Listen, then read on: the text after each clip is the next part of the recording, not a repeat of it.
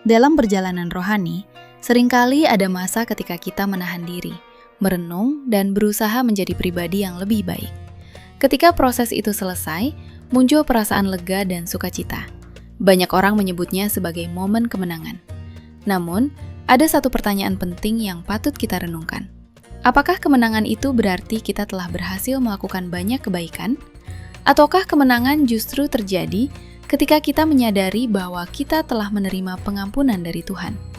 Jika begitu, bagaimana sebenarnya Alkitab memandang kemenangan dalam hidup rohani? Mari kita temukan jawabannya di Fakta Alkitab.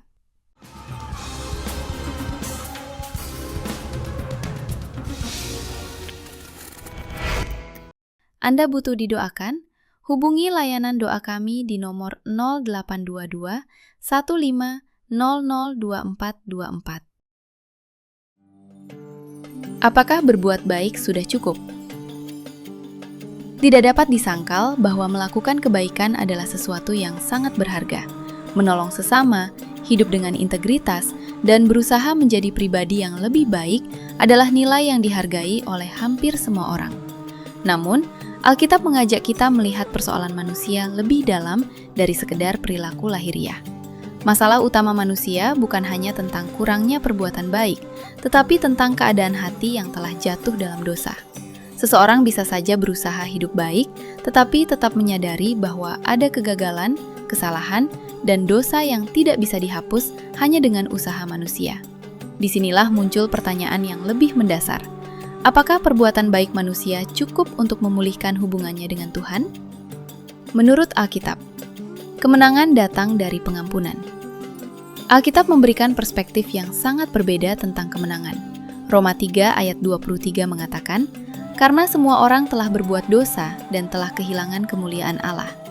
Ayat ini menunjukkan bahwa dosa bukan hanya masalah sebagian orang, tetapi kondisi yang dialami oleh seluruh manusia. Artinya, setiap manusia membutuhkan pengampunan.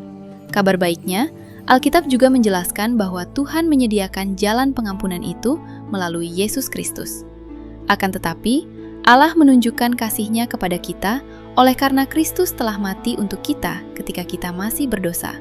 Roma 5 ayat 8. Melalui pengorbanan Yesus di kayu salib, Tuhan menyediakan jalan bagi manusia untuk menerima pengampunan dan dipulihkan hubungannya dengan Dia. Sebab upah dosa ialah maut, tetapi karunia Allah ialah hidup yang kekal dalam Kristus Yesus, Tuhan kita. Roma 6 ayat 23. Dari sinilah kita melihat bahwa kemenangan sejati menurut Alkitab bukan hanya tentang seberapa banyak kebaikan yang kita lakukan, tetapi tentang kasih karunia Tuhan yang mengampuni dan memulihkan manusia. 1 Yohanes 1 ayat 9 juga memberikan janji yang indah. Jika kita mengaku dosa kita, maka Ia adalah setia dan adil, sehingga Ia akan mengampuni segala dosa kita dan menyucikan kita dari segala kejahatan. Kemenangan sejati dalam iman Kristen bukan hanya soal berhasil melakukan banyak kebaikan, tetapi tentang menerima pengampunan Tuhan yang memulihkan hubungan kita dengannya. Karena ketika seseorang diampuni, hidupnya tidak lagi didorong oleh rasa bersalah, tetapi oleh kasih karunia. Dari situlah perubahan hidup yang sejati dimulai. Hidup dari pengampunan bukan sekedar perbuatan baik. Lalu bagaimana orang Kristen menjalani kehidupan yang mencerminkan kemenangan sejati? Berikut beberapa langkah penting yang dapat kita lakukan.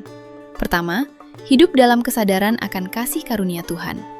Kita melakukan kebaikan bukan untuk mendapatkan keselamatan, tetapi sebagai respons atas pengampunan yang sudah kita terima.